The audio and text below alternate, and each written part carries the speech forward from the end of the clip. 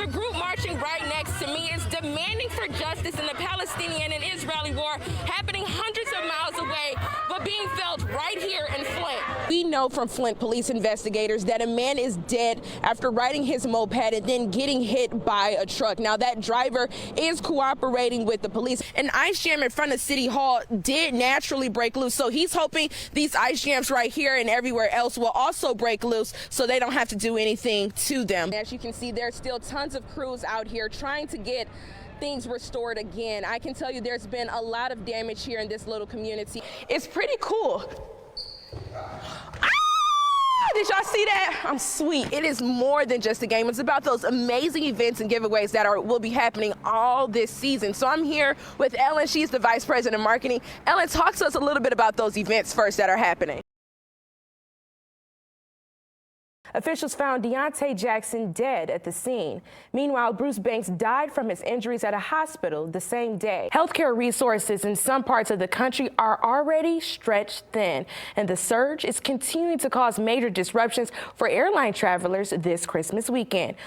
The debate into how Flint should spend the nearly $95 million from the American Rescue Plan continues tonight. The pandemic left many businesses across the country in shambles, but one industry didn't just survive to thrive. Now, if you're like me, you're probably receive these annoying alerts daily, and by now you should know I'm talking about scam calls. It's an estimated $29 billion business that preys on millions every day, just like me and you. Russia conducted a series of massive nuclear drills today. The exercises took place near Ukraine's border. They included a hypersonic air-to-ground missile and another ballistic missile.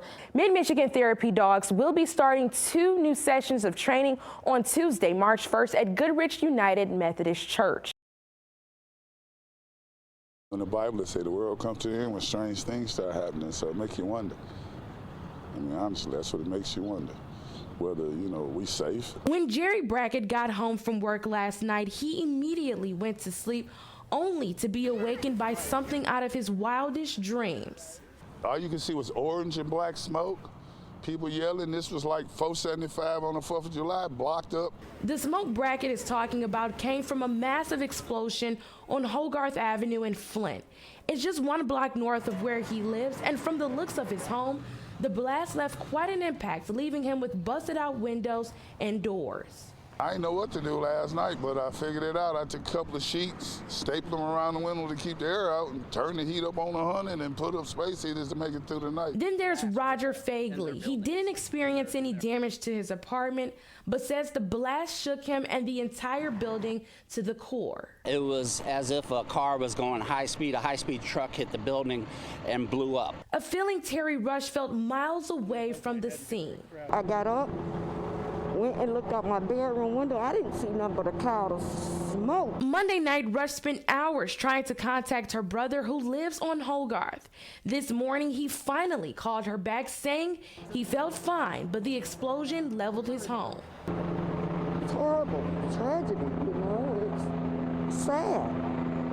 It's real sad. While there isn't a set timeline for when people can return home, the cleanup process has begun as this investigation continues. In Flint, Remi Murrey, Mid-Michigan Now. It's been an eventful day here in Detroit as fans make their way back for the season's home opening. From this group's reaction, you can tell there is a lot of love and excitement for the Detroit Tigers. Yeah, we've been out here, I don't know, at least the last 5-6 years. Yeah, consistent. We do have a couple people that are new, but mainly the group here is always the same group that we come out every tailgate. Aside from the big game, Michael Terrell and his brother Clarence Blaze tell me they're also here for the food and fellowship. Due to the pandemic, the two brothers say it's been a long time since they've met in person with their crew, so there's a lot of reconnecting to catch up on. I mean, we've talked, we've Skyped or whatever, but it's nothing like that human touch. Something other fans tell me they too have missed. We're glad we're coming back to, the normal opening days and being with the fans and enjoying the time, together, supporting the Tigers. Since 2020, Joe and Jessica Federico have been waiting to come to Comerica Park after getting their tickets pushed back. And finally, the gates are open, allowing returning and new fans to enter. I've never been to opening day before, so it's nice to see people out. This year, there's a lot Detroit Tigers fans can look forward to, like new merchandise at the D Shop, to fun events and giveaways happening all season long, along with new team members. A lot of great storylines, good vibes, energy, electricity. While today is a big day for Detroit, there are still plenty of games left this season that you and your family can attend. In Detroit, Remi Murrey, Mid-Michigan Now. Starting June 1st, stadiums like the Dow Diamond will be able to take off zip ties like this one and welcome in a full crowd. And that's just one of the many exciting changes happening ahead. All right. The Dow Diamond folks are really excited, and I am too. The light at the end of the tunnel is finally in sight for Michiganders wanting to put the pandemic behind and return back to normal. We will be able to sing at church, dance at weddings, cheer at games, hug each other, and laugh together. It also calls for fewer mandates now that all outdoor capacity limit and curfews will be lifted next month. Indoor social gatherings are still required to operate at 50%. However, it won't last long as the governor plans for Michigan to take its final step towards normalcy on July 1st.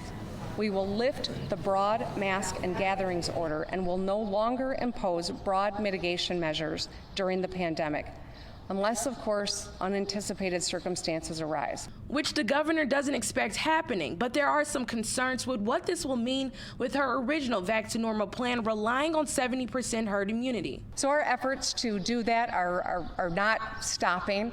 In fact, we are doing more mobile units than ever, getting to people where they are. But we also know that the brilliant Dow modelers told us that about this time we would see supply eclipse demand and it would slow down, and in fact that's exactly what we're seeing. Another question arising, it's one a lot of Michiganders hearing the news earlier this morning are probably wondering. Why are you making this change? Well, why do you feel confident to make this change now? What we know is that when the CDC came out with this new rule, they have confidence that the science bears out. So June 1 and then July 1, those are the two steps. We've collapsed the back to normal because it just became very clear that it was important for us to give people sure dates and confidence that we can be safe doing this. And so that's why we've reconfigured the plan. The Michigan Department of Health and Human Services will release its official order on Monday. You can visit our website at Mid-Michigan Now for more information. In Midland, Remi Murrey, Mid-Michigan Now.